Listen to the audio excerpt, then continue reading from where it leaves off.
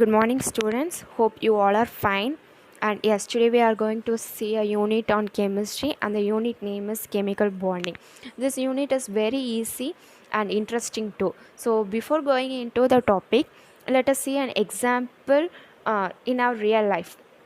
So நீங்கள் ஒரு புதுசாக ஒரு ஸ்கூலுக்கு போகிறீங்க, உங்களுக்கு அங்கே யாரையுமே தெரியாதுன்னா உங்களுக்கு எப்படி ஃபீல் ஆகும்? You feel uncomfortable.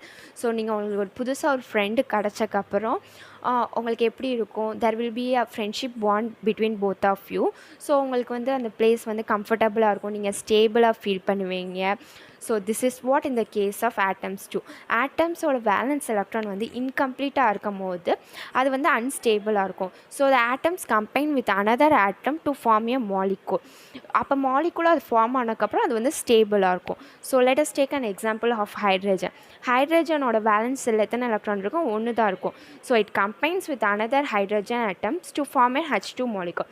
அது H2 மாலிகுலாக ஃபார்ம் ஆனதுக்கப்புறம் எப்படி இருக்கும்? அது வந்து ஸ்டேபிளாக இருக்கும். அந்த bond between both the hydrogen is called as a chemical bond. So what is a chemical bond? A chemical bond may be defined as the force of attraction between the atoms that bind them together as a unit called molecule. ரெண்டு ஆட்டம் combine ஆகி ஒரு molecule நம்மளுக்கு form ஆகும்.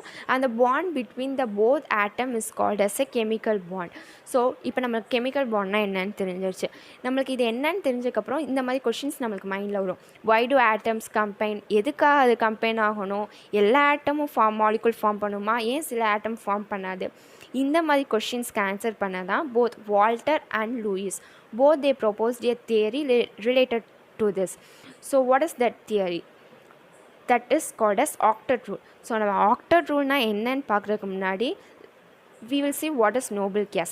So நம்ம first நான் உங்களுக்கு ஒரு example சொன்னேன். நீங்கள் ஒரு புது ஸ்கூலுக்கு போகிறீங்கன்ட்டு. இதே இது வந்து நீங்கள் ஒரு பழைய school, you are familiar to that school. அந்த ஸ்கூலில் நீங்கள் ஒரு 8 இயர்ஸாக படிக்கிறீங்கன்னா உங்கள் ஃப்ரெண்டு லீவ் போட்டாலும் you will be stable, comfortable.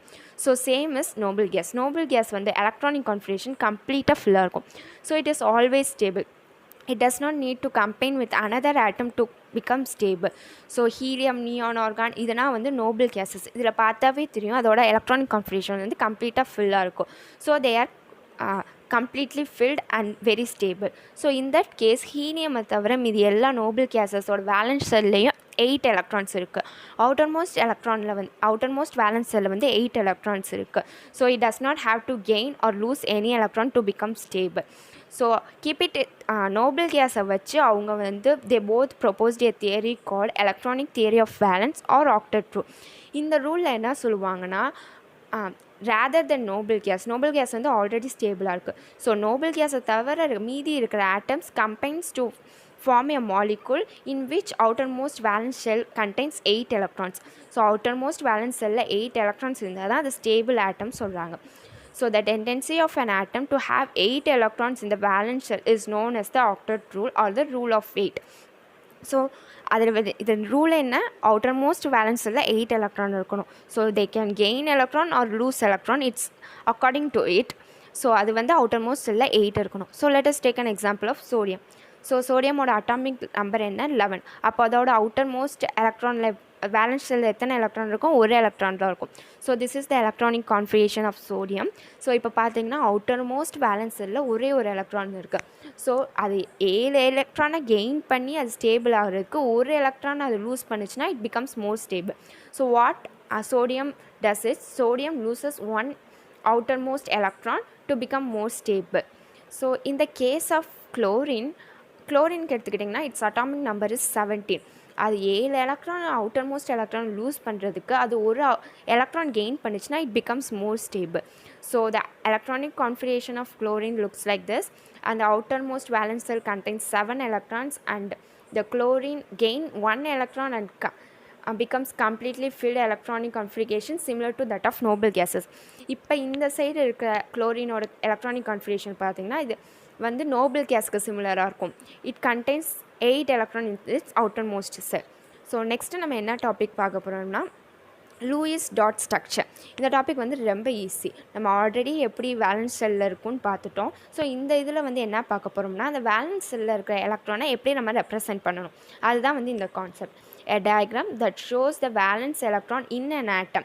So இப்போ எக்ஸாம்பிளில் வந்து ஆக்சிஜன் கொடுத்துருக்காங்க, அதோட வேலன்ஸ் செல்லில் இருக்கிற எலக்ட்ரானை வந்து இவங்க எப்படி ரெப்ரசன்ட் பண்ணியிருக்காங்க டாட் வச்சு.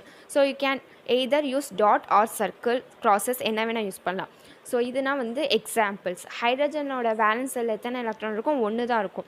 ஸோ இவங்க எப்படி போட்டிருக்காங்க, ஹச் போட்டு சைடில் ஒரு டாட் போட்டிருக்காங்க. கார்பனுக்கு 4 டாட்ஸ் போட்டிருக்காங்க. ஸோ இதுதான் வந்து இது. நெக்ஸ்ட்டு வந்து நம்ம டைப்ஸ் ஆஃப் கெமிக்கல் பாண்ட்ஸ் பார்க்க போகிறோம். டைப்ஸ் ஆஃப் கெமிக்கல் பாண்ட்ஸ்னால் எல்லா ஆட்டம்ஸும் ஒரே மாதிரி கம்பைன் ஆகி மாலிகுல் ஆர் காம்பவுண்ட் ஃபார்ம் பண்ணணும்னு அவசியம் இல்லை. ஒவ்வொரு ஆட்டம்ஸும் ஒவ்வொரு விதமாக பண்ணும். So the first one is ionic. அயானிக்னா என்னன்னு சொல்லுவாங்கன்னா, இந்த electrostatic force between positive and negative ion. அது வந்து ஒரு ஆட்டமை அப்படியே கொடுத்துரும். Transfer of electron is called as ionic bond. So அது ட்ரான்ஸ்ஃபர் பண்ணி ஒரு கெமிக்கல் பாண்ட் ஃபார்ம் பண்ணும். வேறஸ் இந்த கேஸ் ஆஃப் கோவலன்ட் பாண்ட், அது வந்து 2 ஆட்டம் வந்து ஷேர் பண்ணிக்கிறோம். அப்படியே முழுசாக தூக்கி கொடுக்காம it shares among them and it becomes a bond which is called as a covalent bond. So next is coordinate covalent bond. Coordinate covalent bond na enna, the formation of a covalent bond between 2 atoms takes place by the sharing of 2 electrons, both of which come from only one of the containing atom. இதெல்லாம் வந்து coordinate covalent bond சொல்லுவோம். So இப்போ நம்ம என்னென்ன types of பாண்டுன்னு பார்த்துருக்கோம். So next வீடியோவில் next கிளாஸில் we will see what are the types of chemical bonds in detail. அது எப்படி ஃபார்ம் ஆகுது, அதோட கேரக்டரிஸ்டிக்ஸ் என்ன, இதெல்லாம் வந்து நம்ம நெக்ஸ்ட் வீடியோவில் பார்ப்போம். And thank you.